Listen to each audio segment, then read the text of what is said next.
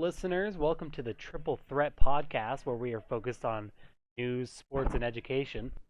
Today, we have a special guest, Mr. Bruce Bailey, our physical education teacher here at Wallace Junior Senior High School. I'm just going to give a short debrief about what we're focused on here on the Triple Threat Podcast. So, I am your host, Cooper Miller, and I will be bringing on different guests from around District 1. We'll talk about news around District 1, sports. We might bring on teachers for some education. But today we have Bruce Bailey, who he played here at Wallace Junior Senior High School, and he also coached here at Wallace Junior Senior High School, and I can't wait to talk to him and have a great conversation for our first episode. I can't wait. Hey, Coop. I can't either. I sure appreciate the opportunity. What a great thing that you're doing. You're going to have a tremendous success. When I watch some of the games on Channel 3, listen to you and Henry, you guys do a fantastic job, and I think this is going to just kind of lead into that. Yeah, absolutely. Quick shout out to Henry Larson, my associate, for the commentating. A lot of fun we have up here.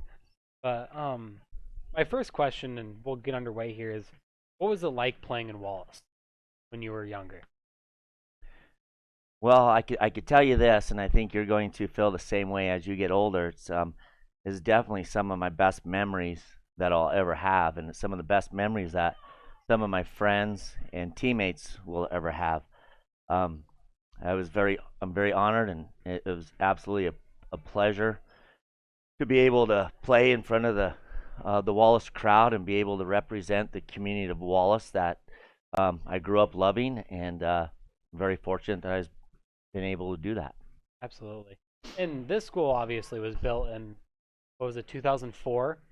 So obviously you didn't play here, but were you just across the street? Were you at the old school for your games? Yes, we were. That's we went to Osborne Elementary when they had an elementary school there, and at Silver Hills that used to be our junior high school, 7th, 8th, and 9th grade.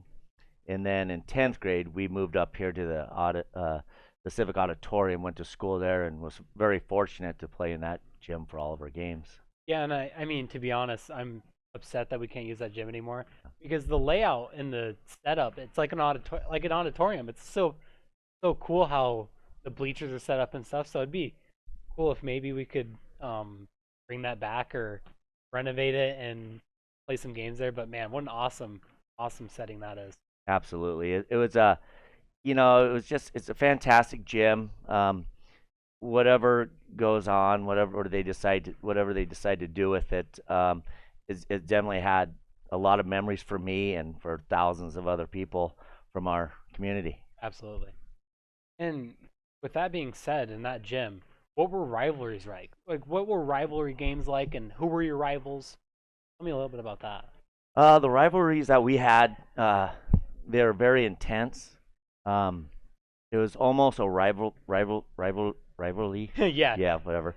Sorry. That it was almost every single night that we played. We played in the IML at the time. Mm-hmm. Obviously, our student body, we were a little bit bigger than we are now, of course. Right. But everybody thinks of that big game against Kellogg, but it always wasn't just Kellogg. It was the St. Mary's. It was the Bonners Ferry. It was the non-league games when we played Coeur d'Alene High School there. So those are always big games. There wasn't many times when we didn't have games that were blowouts. They seemed to always be close. There were always a large crowd. A lot of people from Wallace would show up, the Silver Valley in general. And then teams that we played, they traveled really well with their parents and fans. So that was always fun. Oh yeah. And I'm not sure, of course. Did you guys have a band, or did you guys have any sort of music going on while you guys were playing? Yes, we had a band. They were fantastic. We didn't have like a lot of music playing like we do now. Normally it was the band that we'd run out into, and then we even had, we had a tremendous cheer squad. We had a dance team at the time during halftime. Up in the booth in that old auditorium, up in the balcony on the east end, we had a radio broadcast booth similar to this Channel 3, and we always had the Fat Boys were always up there calling our games on the K-Wall channel, and that was always fun too. That's super cool. Yeah. And So when you were playing in those games, what was your focus going in? Like, what were you more of a were you lockdown defender? You're guarding their best player. Are you looking to score? You're looking to facilitate. What was your goal going into those rivalry games? Well, my goal was, me as a player, I was a point guard.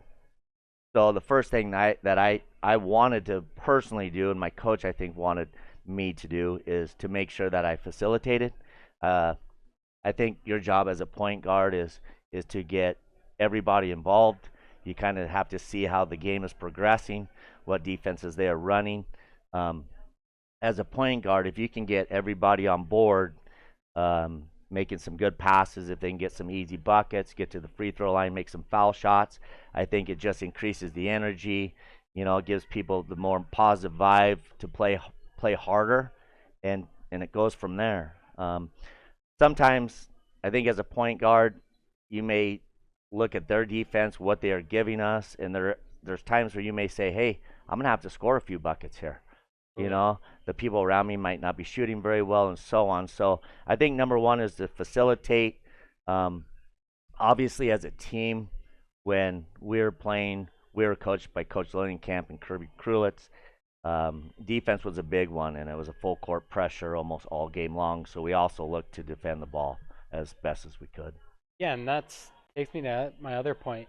As a point guard, I've learned that watching college basketball, even watching some NBA, some of the best coaches are point guards. We talk about like Dan Hurley at UConn, um, some some other coaches that have played college basketball. They're all point guards. So I think that mindset of having everyone on board, having everyone on the same page, um, that really helped you with maybe with your coaching career. That make it a little that play into your coaching. Yeah, I think so. When you're a point guard, if you're going to be a good one and you're going to have a good team, you can't be selfish. It's not about you. You're going to have to distribute the ball. You're going to have to encourage everybody. You're going to have to get everybody in the game in order to win ball games, in order to compete. I think coaching is the same way. If you're going to be a coach, you're not there for yourself. You may enjoy it, but it's not about you. It's about the kids. It's about all the players around you. And you're also trying to make them better. And I think you get that instilled into you being that point guard that you were when you were younger.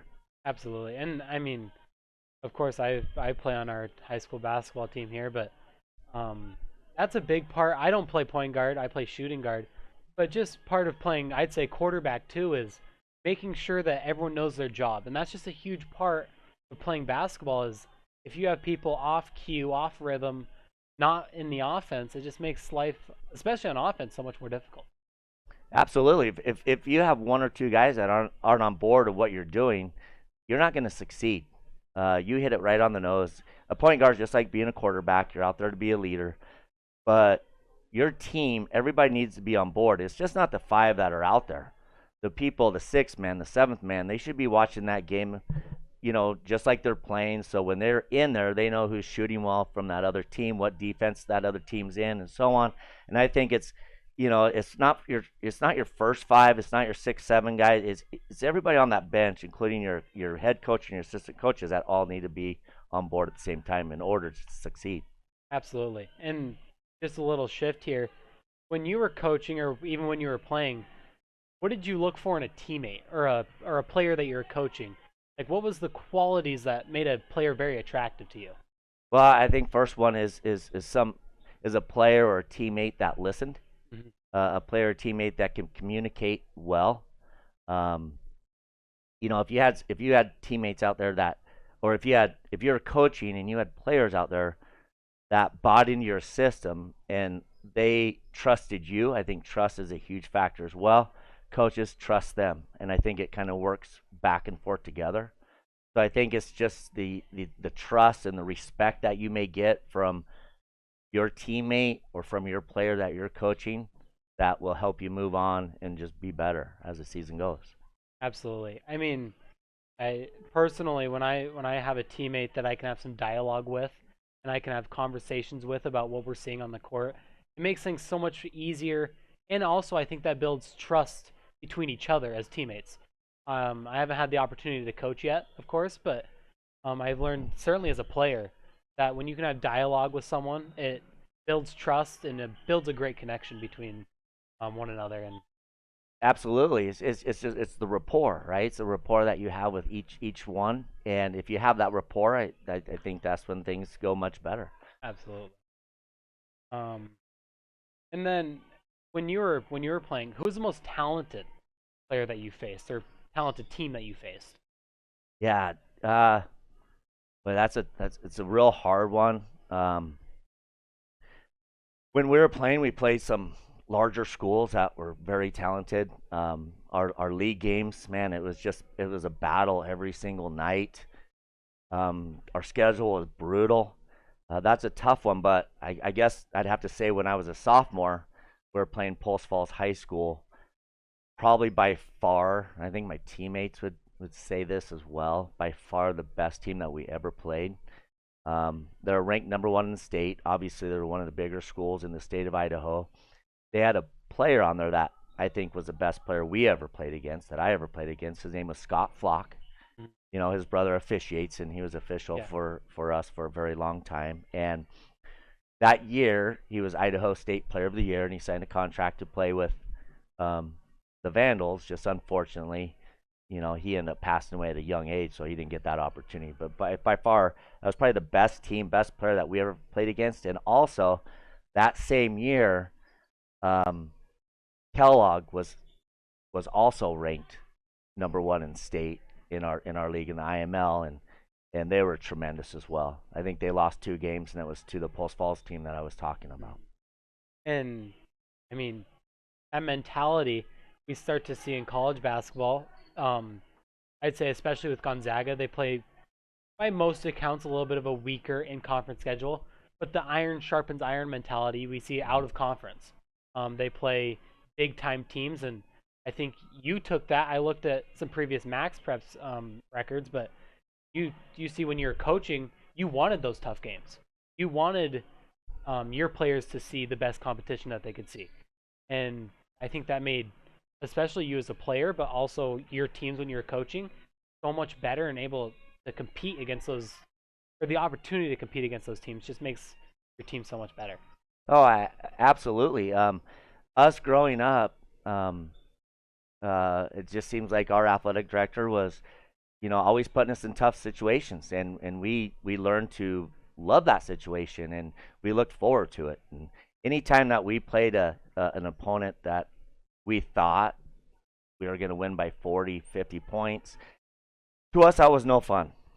To us, it was like, man, I wish we could just move on to the next game. We want them close.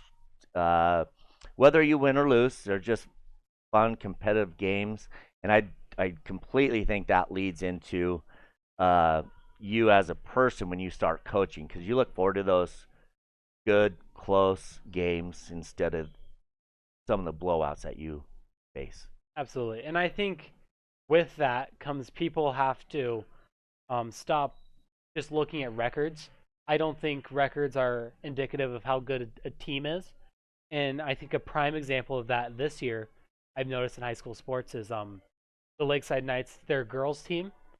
They were below 500 last time I checked. They were right around the 9-10 record. But then you look at their schedule Yeah. and you're like, okay, Timberlake. Timberlake's one of the top Yeah. 4A teams. Honors Ferry, another great 4A team. And they beat a lot of bigger teams like 3A Kellogg. So when you look at these schedules, you see a lot of really talented teams on their schedule. And I think they understand that your regular season schedule doesn't matter too much. Of course, you're looking to win every game, but when you get to districts, when you get to state, those are when those losses become really valuable because you've seen great teams. Now it's time to put what you've seen against those great teams and put it to use and win some big time basketball. You hit it right on the nose. I mean, what's your goal? Your goal is, you know, you have certain goals throughout the season. Your long-term goals is, hey, in the district tournament, let's win it, right? Or if you don't win it, and it's say there's 2 seeds, let's take second. Our goal is to make it to state. And then what's your next goal? Next goal is, hey, let's win a game at state. Let's win 2 games at state. Let's try for a state championship. And when you hit that district tournament, you know, I mean, it depends what league you're in. It's going to be very difficult. Maybe you walk right through it. You don't know. However, once you get to that state tournament, there's no doubt about it. You're going to face some great teams. And, my hat's off to that Lakeside girls team and their AD for scheduling those games, because I just think that could help them in the future to maybe bring home a trophy from the state tournament. Absolutely. I mean, the Lapway Wildcats in girls 2A, absolute force to be reckoned with. Yeah. And I think if they have an opportunity to beat that team, you have to play those good teams. They played Lapway earlier in the season. I think they fell just short. But in order to have an opportunity to take down that giant, Yeah. they have to play those tougher teams like Timberlake and get some experience. Absolutely. I also think that it comes down to, as long as you have a decent team that can give a good fight, even if you lose by the 10 or the 15, but man, you just buckle down and you guys scrap and claw and you make it a game. I think that's also what our community members want to come and watch. I don't think a lot of them want to come and watch a 30-point game, a 40-point blowout, and so on. I think a lot of them may say, they're playing this team. I think we'll just stay home. We'll go to the next good game. Yeah. And I think consistently, if you have those good games, if you can compete and handle that, I think it's just best for everyone. Absolutely, I totally agree. And it's the same thing in football. We've played, granted, some weaker schedules. Max perhaps keeps track of that, the strength of schedule. But I'd say I can't release any information, but we're scheduling some tougher teams for this year's upcoming football season. So I think iron sharpens iron mentality is great for the state playoffs. Yeah, I think you hit it right on the nose. I think so too. And with the success that our football team, that you had, and all the other players had, this season, I think we're ready to make that next step. I think in that regular season, we're ready to take on those tough teams, and get those rankings and get ready for those state playoff games. So when you were coaching, and we were going into a district tournament, we were going into a state playoff game, or even a big league game in the regular season, what was your focus in practice? Was it, okay, we have to take away these guys, or their defense is weak in this spot, let's try to attack that? What was your main focus in those practices? My main focus right off the bat is discipline. Not to get away from the X's and O's, but I wouldn't say I was a mean coach, but I've been told that I was fairly stern. I think without the discipline of your players, you can't even go through the other things. If those players don't have respect for you, if they're not even listening to you, how are you going to tell them what defense you're going to use to defend against a Kellogg or a Bonners or some other team? You can't. They're not going to listen to you. You're just wasting your entire time. I think you've got to start with the discipline, number one. You have to have everybody buy in. Okay? After that, then I think you can move on. My next opinion is not the X's and O's, but in practice to lead up all these other games is I think you got to be in good condition. I think you got to run. I think you have to do several defensive drills, and after you get those two things in and you get those players bought in to discipline, they're going to show up on time. They're going to work hard. They're going to listen while you're talking. They're going to listen as you go through different drills and so on. And then you go through those different defensive steps, right? The hard drills defensively. Then I think you can go into, and my big focus was, number one, how are we going to defend this team? Is it a team that we can press full court? Can we put a half court trap on them? How's our guards? Do we need to make sure and just sprint back with good transition defense because they're fast and so on?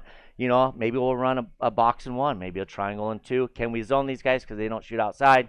These guys are way too good a shooter, so what are we going to have to do? We're going to have to use good man principles, which hopefully we focused on before, right? And then I think we kind of go from there.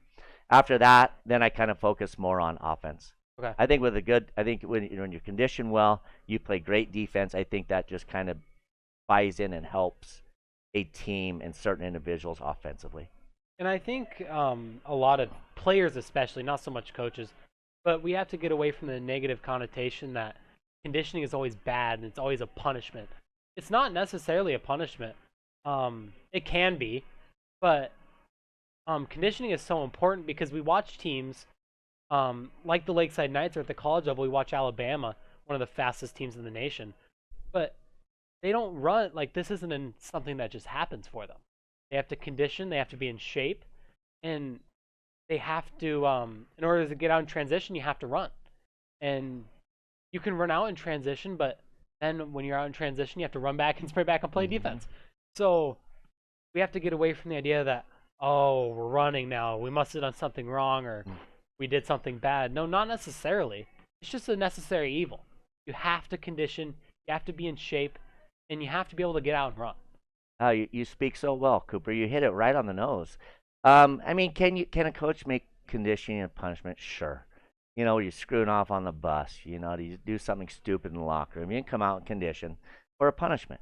But I think overall, I don't think conditioning is a punishment. I don't think a lot of people enjoy basketball. I think a lot of girls enjoy volleyball. I think a lot of players enjoy football. And I think one reason is you get a lot of breaks. There's not a lot of running. It's not just constant up and down, back and forth. But if you look at some of the teams now, such as we have in Wallace, sometimes we do a 6-person rotation, maybe a 7-person rotation. If we get 8, we're running fairly deep Yeah, sometimes. And then if those guys are playing all game long for 32 minutes, they're going to have to be in great shape or they're not going to make it. absolutely. And that's what we talk about in volleyball. Of course, a smaller court, not as much area to cover. In football, you have a 40-second play Right, clock. yeah. So that's why you see a lot of players, they'll play football. You have 40, 50 players on a football roster. And then they don't have a JV team for basketball. Right. They'll only have 11 players on their varsity basketball team. And you sit back and you wonder, well, why aren't these rosters big? Well, it's pretty simple. It's because they don't want to run. They don't want to run, and you know, and that's fine. That's okay. I mean, Mhm. at least, and they'll tell you that. They'll just say, "I just don't like to run," Yeah, you know. And then you're like, "Hey, I get it. If you don't like to run, then the sport isn't for you." absolutely. Yeah. And I think that's something that players have to admit to themselves that they can't always create an enemy out of the coach because we're conditioning. You just have to admit maybe basketball, all the running, all that isn't for me. Maybe I just stick to football because I am a big kid. I'm 6'4", 250 pounds. I'm one heck of a outside linebacker, but maybe playing small forward for my basketball team just isn't an option for me. Right, and it's funny. I've had some of those guys play Mhm. basketball, and they were fantastic. And Oh I'll tell yeah. you what, they gave it all they got conditioning, but it's not for everyone. You know, I think you kind of hit a good point too. You know, I think a good coach has to balance it. I Yeah. think there is a time where I mean, obviously, you have to give players rest. Basketball is a long season. You're going almost 3 months. It's almost every single day, and there are times to take breaks and so on. But I think there's also times where, you know, you have sometimes a long Thanksgiving break. You have a long Christmas break. You're not playing games, and if you're not conditioning, and if you're not being disciplined, I don't think you're setting yourself up for success. I agree. And then with that, when do you factor in, like, what do you want your players to do?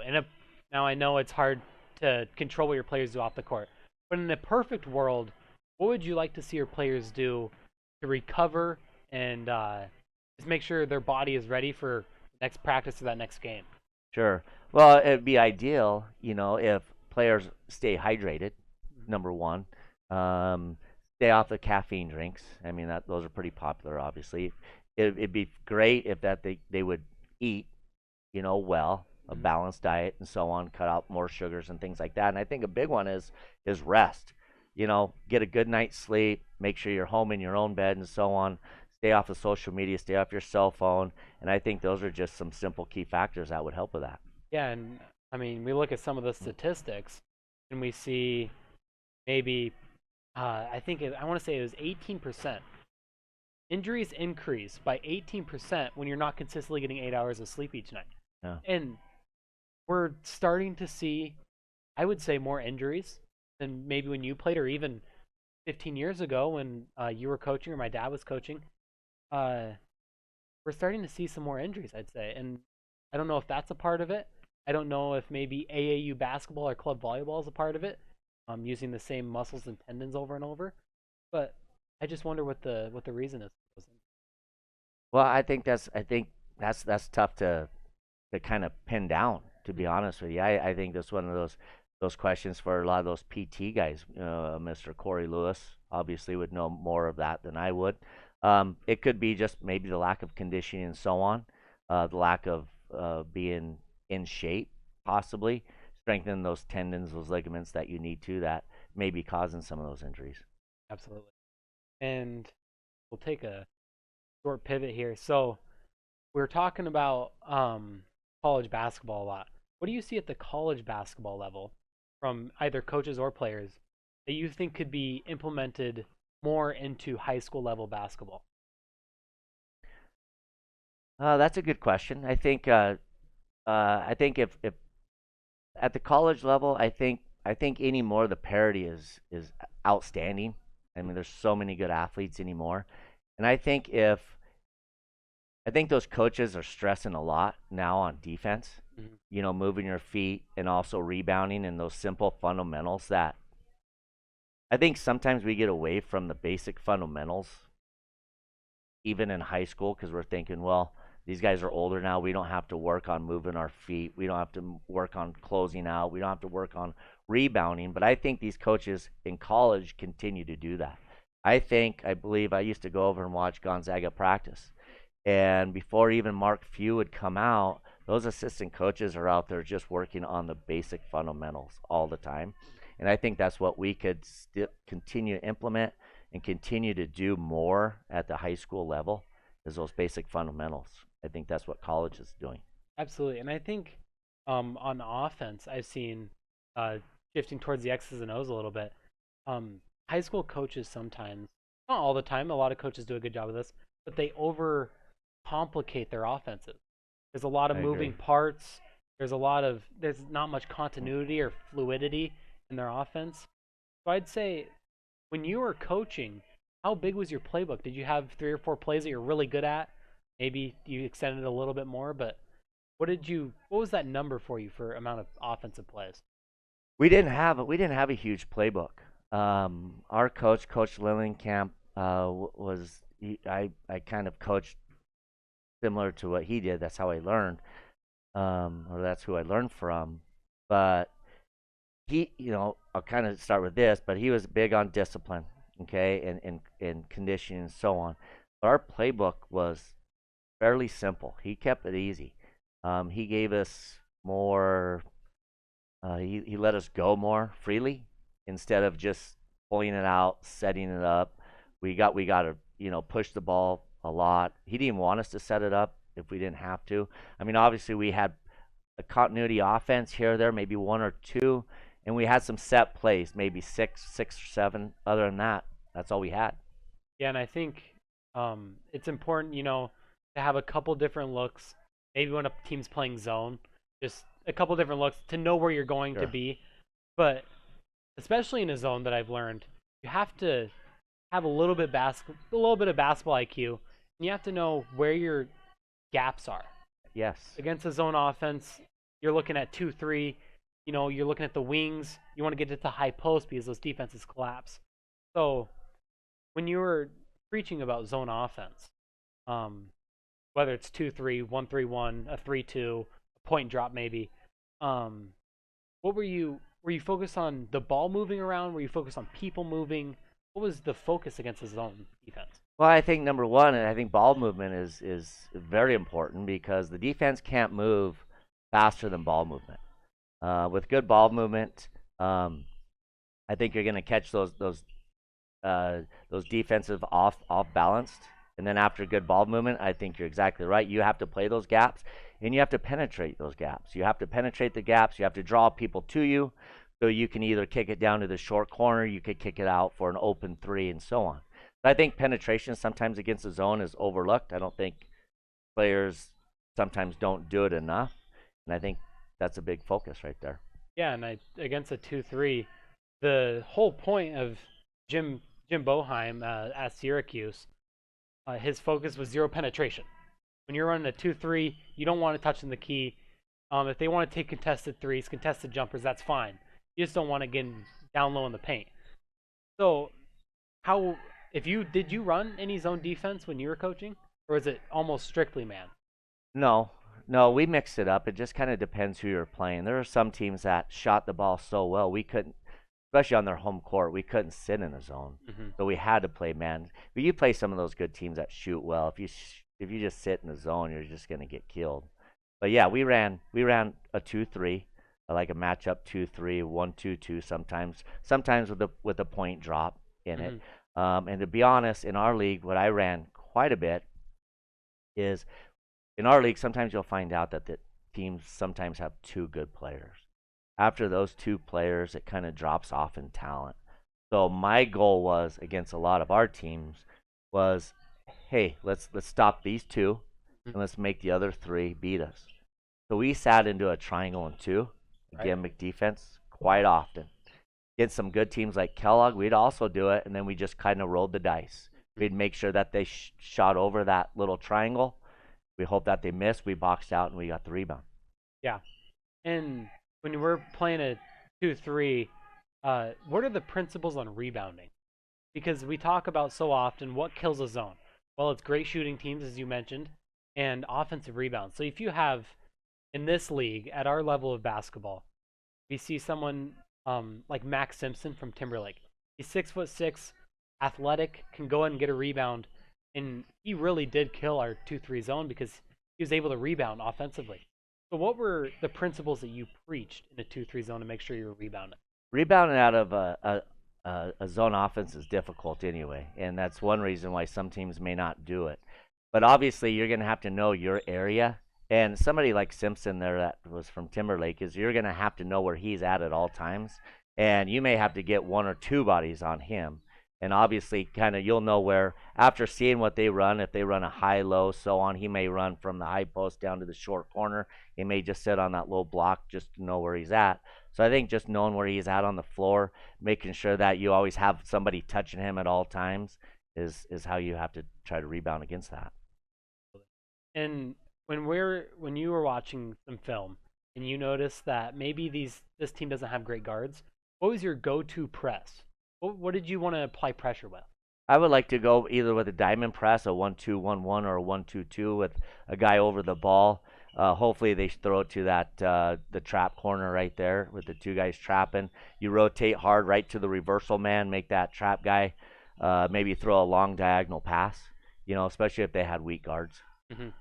And or roughly, or you could also play nobody on the ball. You can play a man, full court press, full denial with the guy playing like a free safety right at the free throw line. I love to do that as well. And when you were coaching, who is, like, over your years of coaching, who is your favorite person you like to put at the top of the press? Just a pest all over the place, able to force traps and knew how to steer the ball handler. That could be several. I had some really good, quick guards that could do that, but probably my favorite, his name is Jared Beliski. So Jared was one of the best players that I ever coached. He was long, he was lanky. I'm thinking maybe 6'3" or so. He jumped very well. He's very disciplined as a defender. He's in very great shape, but he was very tall over the ball. Once they made that pass in, boy, he was there right there to trap. Being tall and lanky, they had a hard time throwing it over him. He had great hands. When he did get the steal, he would always finish at the same time. So it worked out both ways. And tell me a little bit about the story. I was playing the other day. I was here at the gym. I was playing with my uncle Jace Bennett, and I was playing with his friend Clancy Drews. And he was telling me about the story when Jared Beliski, I believe was it his wrist or his right hand that he broke, and then he started shooting with his left hand. Tell me a little bit about that story and just what that told you as a player, like just coaching him. Yeah, it was it's interesting that, he told you that story. I remember it very well. So I had two players. I had Nick Arthen with he was recovering from an ACL injury, and then I had Jared who broke his right hand. Mm-hmm. They're both our best players. The good news is we had some great role players, but they were by far some of the best the best players we had and some of the best players in our league. Well, the great thing about Jared was sometimes you'll see someone get injured and then you won't see him again until they're better, until they're ready to play again. Well, Jared never did that. So what Jared did is he showed up to every practice before everybody else with his broken hand, and he started doing just short little shots with his left hand. Then he moved out to the free throw line. And as we were practicing, he was shooting with that left hand, and that made him such a better player than he already was. And not only that, is that he would condition on his own during our practice. He'd go from baseline to baseline, and then when we lined up to do our fours, our eights, our 16s, our UCLAs, our D slides, right, our W drill, he was right there with us with that broken hand. And you don't see players like that very often. They stay home. They're like, well, I can't practice anyway. I'm not going to be here. Anytime that we put in a new offense or we put in a new defense, he was standing right there learning what that offense and defense was.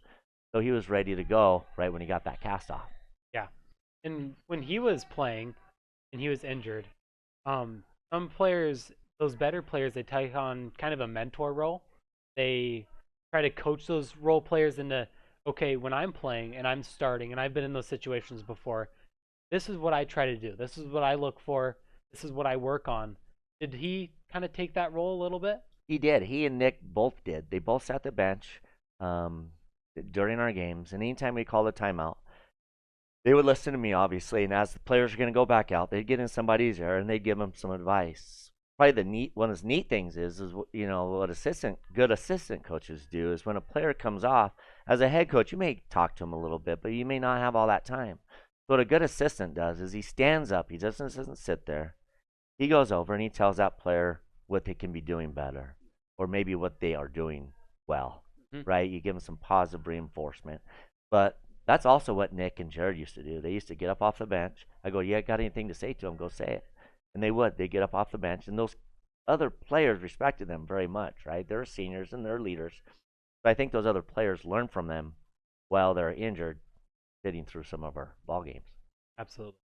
And of course, your son Carter suffered an injury. But what did you see from Jared, or of course a little bit more hands-on with Carter? What did you see? What helped them with their injury? What helped them stay away from becoming lazy and sitting back and saying, "Not much I can do now"? What kept them active? Well, I think with those type of players, number one, they're committed. Number two, I mean they love the game. They're those type of players aren't. Maybe I'll play this year. Maybe I won't. They grew up playing basketball and playing football. This is their life at that age. This is what they always look forward to. I think when you get competitors like them, I think they get knocked down, and it's tough, right? I mean, these are some major injuries, but since they're so competitive and they're so committed that they almost thrive on it. They work harder. It's almost like somebody's like, man, we don't know if you're going to recover from this. We don't know if you're going to make it back. I think student athletes like that, they have in their head saying, I will. I'm going to prove you wrong. And some of those players, they did it. They did. Yeah. And I mean, I knock on wood, of course, I haven't had to go through any major rehabilitation processes, but I could imagine it's just so difficult sitting on the bench, like you're talking about with Nick Arthur and Jared Beliski. I've watched Carter do it. Sitting on the bench and sitting back, watching maybe a game that's close, and you're like, man, if I was out there, I think this would be a very different story. Yeah, I mean that's in their nature, right? I think it's in your nature, and a lot of our players. I think what's really cool though that with some of these athletes that get injured and they're still committed to their team and their coaches and they're there all the time, is they're helping their teammates get better, and while they're injured and sitting down, it's giving those other players an opportunity to have more playing time and to get better. So when those injured players come back and they get back in that lineup, well, there's a good chance that overall that team's going to be better and ready to compete. Absolutely. I mean, Jared Beliski, did you see a big jump for him just as a leader, as a guard, not only being able to use his left hand much more efficiently now, but also from a leadership standpoint and just a basketball IQ standpoint? Yeah, I think so. When you're injured and you're sitting on the bench, I think you see the game a lot different as you're playing, and I think you can learn so much from there, right? With student athletes that are really involved and they're not daydreaming on the bench or thinking about what they're going to do for the weekend, man, they're really watching. And I think in their head they're going, man, I can see that now sitting from here, and they learn a lot that they learn a lot from that. And I think that did help Jared. I think that did help Carter and some of these other athletes that are going through it currently. And I do think that it kind of moves them to the next level where they do become stronger leaders and better coaches out on the court. Absolutely. And a little shift to maybe your coaching staff. When you were coaching, I'm sure you've had plenty of different assistant coaches, but who did you work with? I mean, maybe not the best, but who did you have the most dialogue with? Who did you talk to the most about certain game plan? That's a tough one there because, yeah, we went through a few different coaches. Um, Believe it or not, that he was a rookie coach. Well, I think he was a rookie coach. You might laugh at this one, is good old Mr. Lund. Really? Yeah, he's a unique individual, that's for sure. We love Mr. Just Lund here. kidding, Mr. We Lund. love Mr. Lund here. But when I met Mr. Lund, the thing about Mr. Lund is I'm a little bit older than Mr. Lund, of course, but he was so eager to learn from you, and he was so eager, and he had the energy to learn more about the game. And I think his work ethic's always been very good. He works very hard, and to be honest, he tried so hard. I think him and I went back and forth, and we had great dialogue, and actually we became really good friends, and we had a great relationship ever since we first started coaching together. Mm-hmm. I mean, he's one of our assistant coaches now. He's the JV coach, but every day at practice, it's amazing. He has so much energy. He's on his players. Discipline is a big thing. Always trying to maximum effort is always a big thing for him. So I think even in girls varsity, he coached girls varsity too.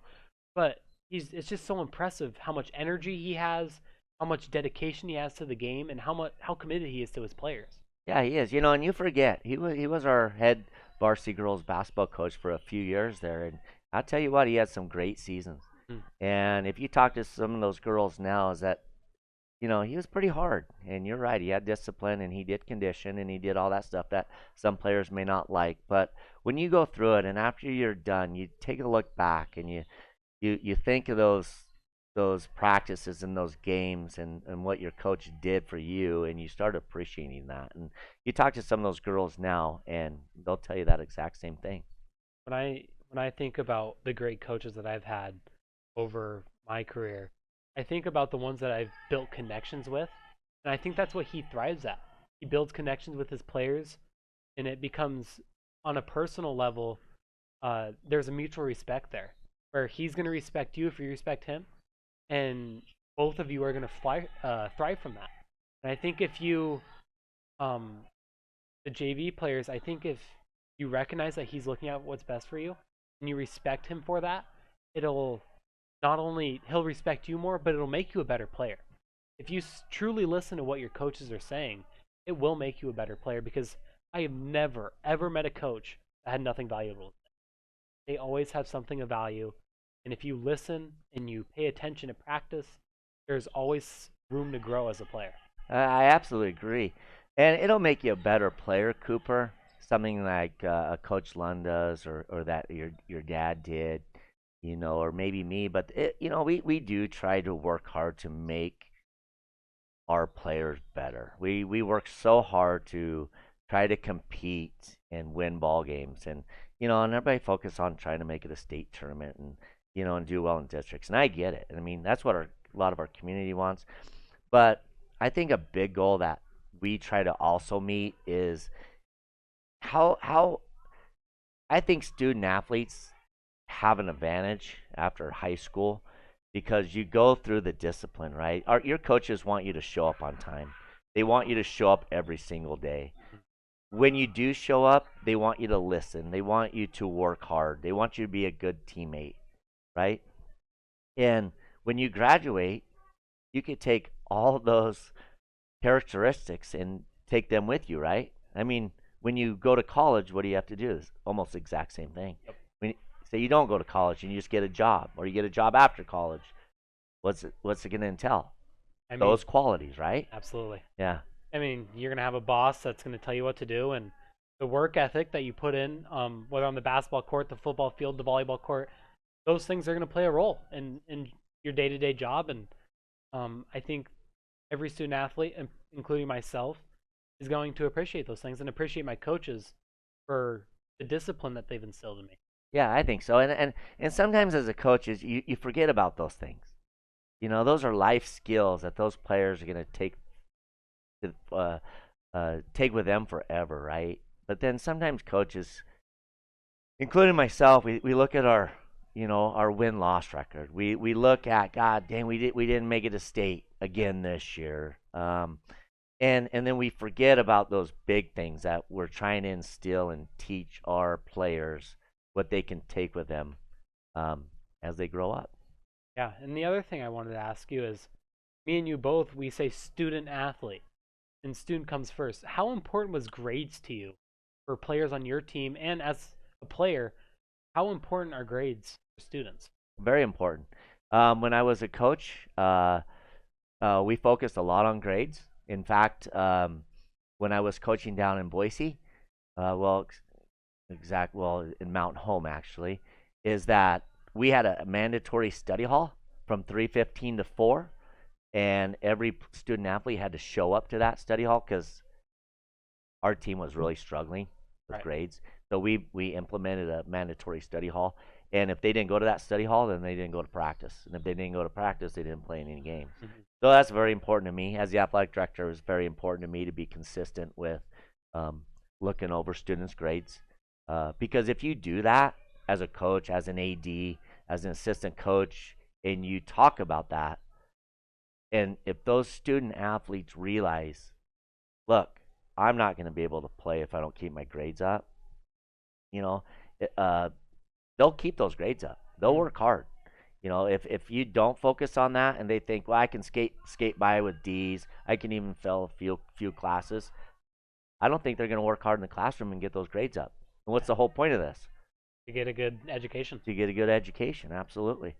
And I think, circling back a little bit to those great players that we talked about, they're also great student athletes. And I think what that comes to is work ethic.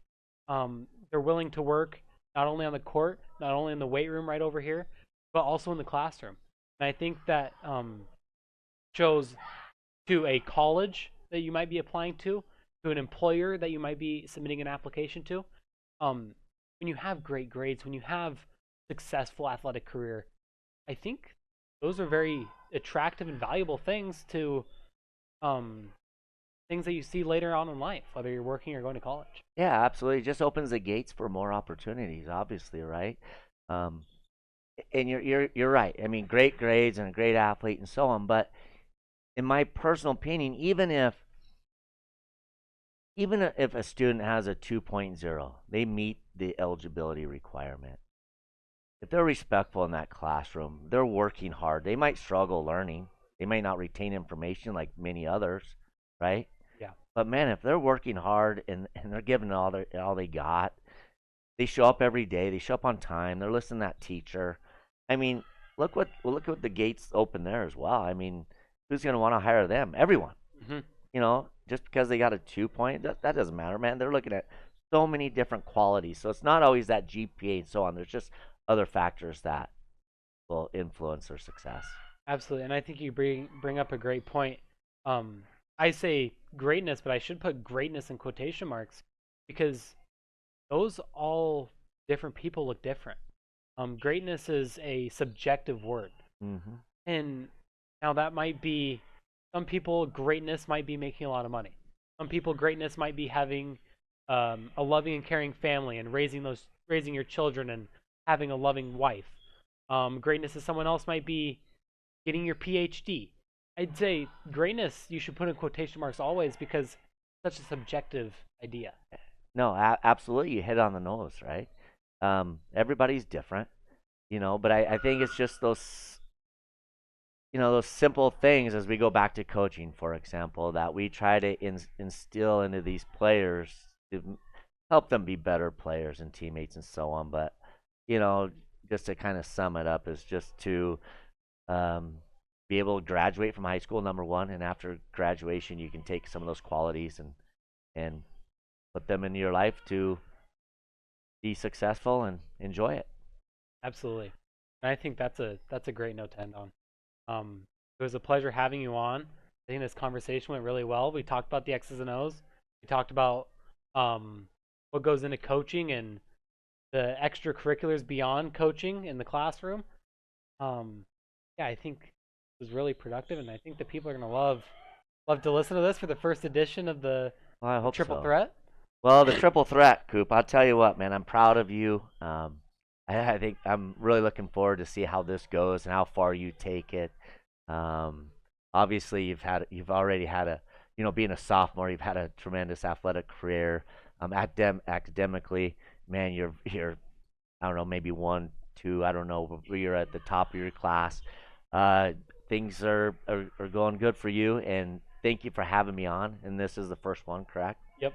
And it's an honor to be here for that. I I I thank you too. I really appreciate your insight. Being a player here, being a coach here, being a teacher here, you just provide such a valuable insight that I think a lot of people don't see.